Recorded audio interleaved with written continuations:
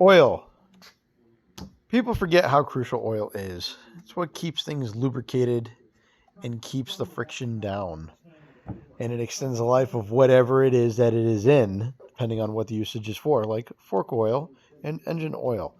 Now, I have a lot of gripe because I do work for a dealership and I do understand automotive dealership. I do understand the aspect of quality, and a lot of the time, you can't replace quality on OEM parts, especially because OEM is specific for that thing. Where like doing an axle shaft might be, a quarter of an inch or an eighth of an inch too long because it's a generally produced part, but it's not specified exactly for that use. It's just made so it fits along the line of other things. Now, in this case, what people are forgetting is that oil, again, has a crucial role. There's a lot of things that is in oil, and you don't really think much about it. A lot of people that I deal with, a lot of customers on the regular, they are, and my dealership, they are, well, not my dealership, I work there, but that'd be dope. That would be really sick. But most of the people, they don't ask questions, and that's okay. You don't have to. The idea is you're supposed to trust the person you're leaving your vehicle in the hands of. Now, in terms of what Volkswagen may use, or Audi, or Honda, Hyundai, Mitsubishi, Chevrolet, it could be Castrol, it could be Mobile, it could be, crap, I can't even think of the other ones. Motul, how do you say Motul? STP, I think STP is going out of business. They all have agreements with companies because that's how they made the vehicle per se to run off of the compounds of that oil, that makeup. Um, and in this aspect, like Economy and Valvoline, a lot of the places like that where we're kind of viewed the same, you got to understand too, we are not an OEM shop. We have a little bit more freedom than, let's say, Economy or Valvoline on an example of a vehicle, because in that aspect, that goes off of contracts that they have agreements with big companies. And that's what allows them to get things like your filter, your washer fluid, your oil, your I can't even think. There's like a whole bunch of stuff. I said filter, but like your engine air filter, your cabin air filter, and your oil filter. These three things can be important in the end. And they are not made the same. They may seem the same, but they may not be made the same. For the most part, they are not. And quality is a big factor of that. So, whereas I use synthetic 5W40 in that car, I use liquid moly because I trust that oil. That oil has been around for years, and a lot of people trust a lot of oils that have been around for years. But I also know that I am putting it in, that I secured it, and that I got it, and that's what I trust. Once upon a time, I did run Royal Purple in the blue one, but in this case, I'm running liquid moly in that one, and that's what I normally ran in the blue one. Just one day I was balling and decided I want to turn my oil purple for no apparent reason. So in this case, I have experience mostly in the automotive field. A lot of automotive does cross over into motorcycles, but there's things that always change. They are not exact, and people know this and they understand this. And then there's a lot of things that customers do not understand. And it's okay that they don't. Sometimes they don't. Most of them are a get on and go or a get in and go. And that's all I need. That's all I need to know. I trust you to work on my vehicle, and that's what I expect. Now, where I said quality comes into play here, and where we're not a main huge shop, is I get the access and the ability to secure whatever I want or whatever the customer wants.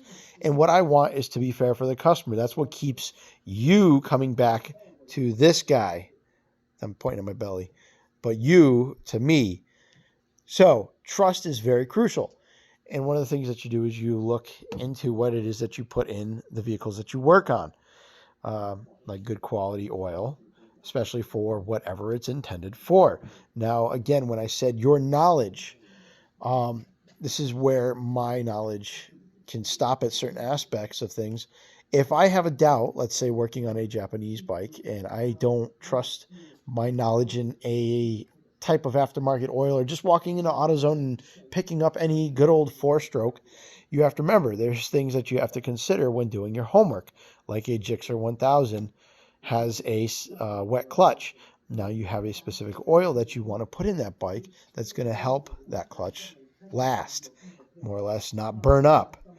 So where I was talking about quality, if you have doubts and you want to make sure that you're 100% certain to the T of what you want and what you want for the customer, the idea is always, always, always go back to factory. You can never go wrong.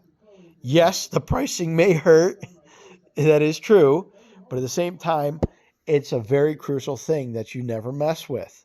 There's a reason things are the way they are.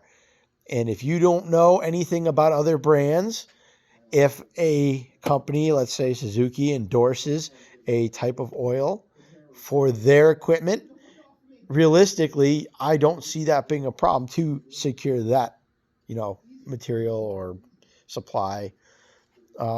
And just like filters, again, sometimes filters, they don't always fit.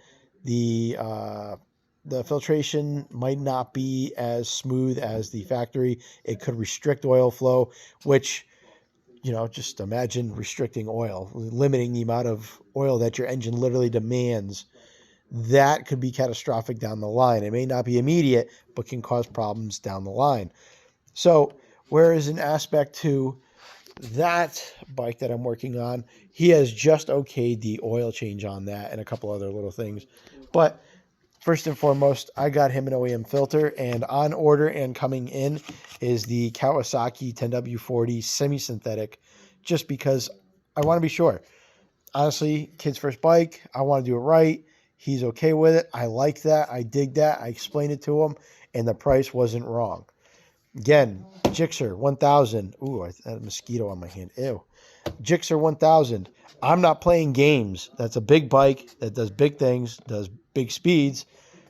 I don't want to take any chances with your engine doing anything, anywhere, any type of way. So I got a kit for your bike. I got your oil, your filter, and your crush washers. One-time use washers, if y'all don't know what that is, as you tighten down, it takes the form of the seal and creates it. It's a one-time deal. You mess up, you are going to get another one. You can never go wrong with what you know. And then if you don't know, you could potentially sometimes or always go wrong. That's the fear of not knowing. There's a difference in taking a chance, and then there's a difference of taking a chance on someone else's stuff and their life. If this were to, let's say in 10,000 miles, I use some crap ass oil I've never heard of, and it decides to lock up because the guy's running it at 10 or 11,000 RPMs, I believe there's a safety shutoff, but I don't want to find out. And I don't want to be the one that lets you find out.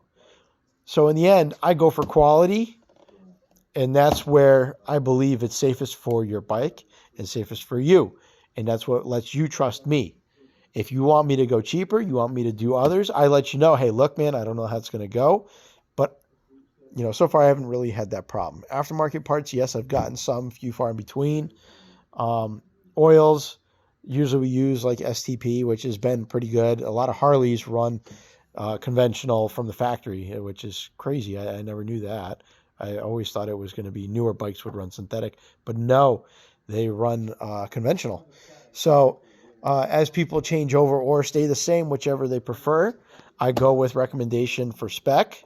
This was for that Gixxer. Or is it another Gixxer? I got another Gixxer floating around here somewhere. I don't know where it is at the moment.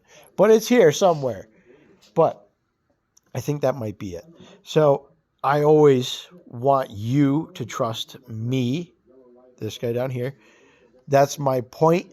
That's why I stay communicative. And that's why sometimes I spend more on the little things.